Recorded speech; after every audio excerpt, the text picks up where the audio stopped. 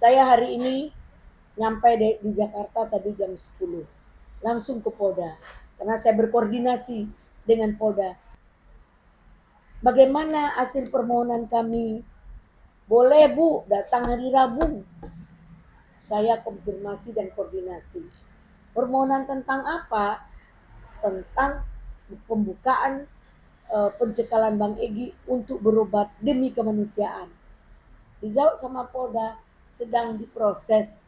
Insya Allah kita berupaya demi kemanusiaan, demi Bang Egy berobat, kita akan coba memberi izin. Semoga dimudahkan segala urusan Bang Egy untuk pencabutan pencekalan. Ya.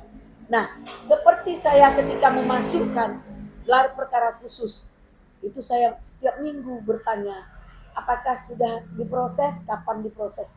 Setiap minggu saya bertanya. Akhirnya diproses gelar perkara itu.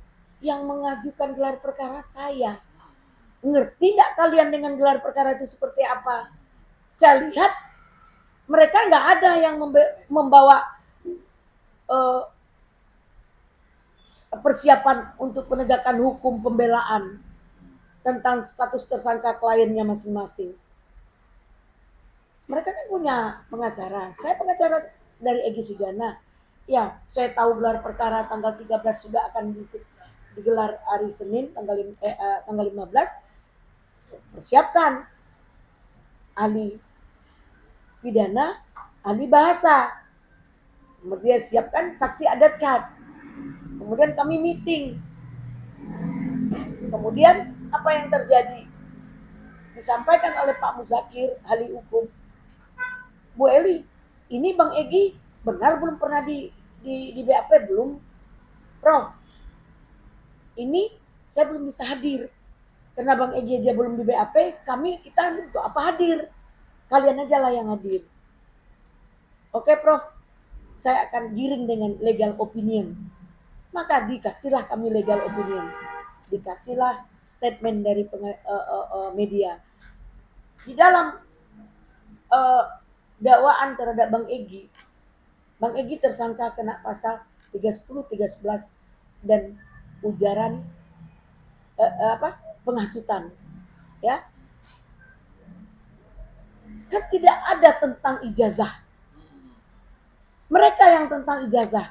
Makanya Bang Egy jangan disamakan, jangan dipaketkan, karena kita sama tahu hukum itu siapa berbuat apa, yang melekat dan bertanggung jawab pada diri sendiri.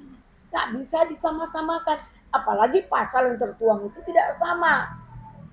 Mereka tersangkut dengan pasal 32, 45, nggak tahu lah saya nggak lihat. Nanti saya klien saya. Karena dia belum pernah di BAP, dia adalah sedang bekerja bela klien, dan dia menggugat ijazah SMA yang sudah inkrah berkekuatan hukum dan yang tetap. Itu yang terjadi. Jadi kenapa kok malahan kita yang dikebiri, seolah kita musuh mereka, kita adalah termul. Hello, kalian naik di jalan. Kalian naik di jalan. Siapa kalian? Kalian naik di jalan. Khusus untuk tim ahli ya. Saya ikut mengetik permohonan minta kehadiran saksi ahli di gelar perkara Mabes Polri. Waktu itu Bang Egy sudah inkrah berkekuatan hukum yang tetap, ya, memenangkan ternyata kliennya ditahan, sementara ijazah tidak diperlihatkan. Bang Egy lapor balik dong untuk ke Bareskrim. Nah, di situ terjadi dumas. Bang Egy minta gelar perkara, ditolak. Kenapa? Kita nggak tahu. Saya buat permohonan lagi, ya, bersama Muslim Arbi dan Pak Al-Katiri. Kita buat dengan anaknya Bang Egy, Isbullah. Kemudian ternyata dapat jadwal, akhirnya diterima. Kita persiapkan juga hal-hal di gelar perkara itu. Apa? Pembuktian dan kesaksian. Nah, siapa saksi kita? Kata Bang Egy, Rismon Tipa dan ini. Ya saya buat surat permohonan untuk ahli. Setelah itu clear, kami tidak ada hubungan lagi dengan mereka. Kok tiba-tiba mereka membuang Bang Egy, memblacklist Bang Egy, katanya Bang Egy dipecat. Dasar apa? Bang Egy dipecat dasar apa? Perkara ini Bang Egy yang memulai loh. Harusnya mereka bergabung dengan Bang Egy. Bagaimana menyikapi perkara ini? Kok Bang Egy dimusuhi? Dan mereka tidak, mereka lari dari konteks awal. Konteks awalnya ijazah Jokowi tentang ijazah SMA. Kenapa mereka dengan konteks ijazah S1? Berarti tidak ada kapasitas Bang Egy di situ. Karena kalau mereka harusnya, mereka buat gugatan dulu dong. Jangan arogansi. Tidak sah, tidak ini, tidak itu. Kita sudah bisa berstatement bahwa ijazah SMA-nya tidak dilihatkan ketika sidang. Tapi kadarulahnya, alhamdulillah, klien Bang Egy dibebaskan dengan remisi. Udah clear di situ. Nah, tiba-tiba Pak Jokowi buat laporan. Sementara di Barreskrim SP3. Nah, tanpa ada di BAP, Bang Egy ditersangkakan. Pembahasan saya hanya di situ. Jangan saya digiring-giring dengan persoalan kalian yang cari panggung. Ya kan? Tampil di TV, ke TV, ribut, ada wadah media.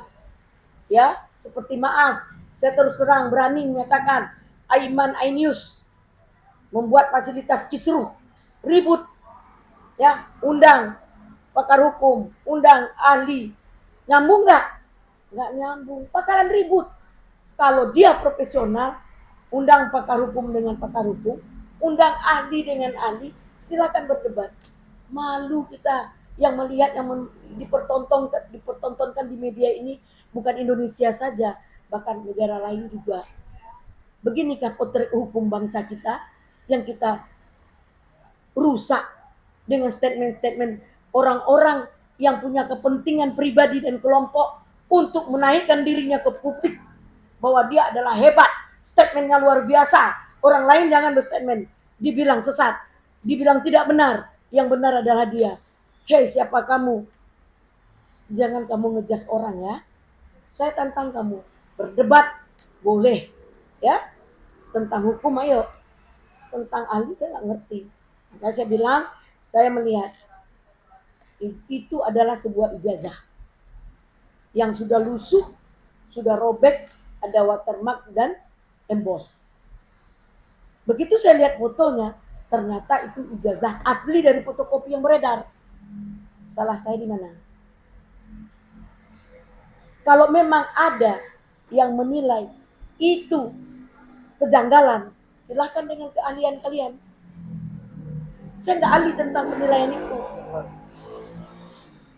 Ya, kalau ada ya kejanggalan, kalau dapat kalian membuat seperti ada pembanding, silahkan cari kalian orang-orang itu.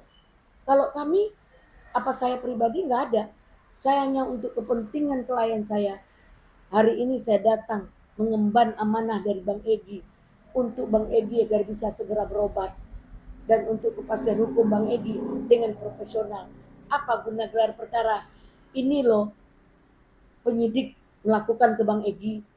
Tolong telaah bahwa dia belum pantas ditersangkakan. Mereka ada menyampaikan persiapan statement hukum tentang kliennya ditersangkakan, kan tidak. Maka mereka tidak memahami untuk apa mereka hadir di gelar perkara itu. Karena mereka bukan pemohon, saya yang pemohon. Maka saya bersiap. Nah, mereka bukan pemohon karena gelar perkara itu dilakukan hanya sekali, ya. Tentu mereka dikasih kesempatan, diundang semuanya. Kesepakatan tidak diambilnya, dan siapa yang rugi.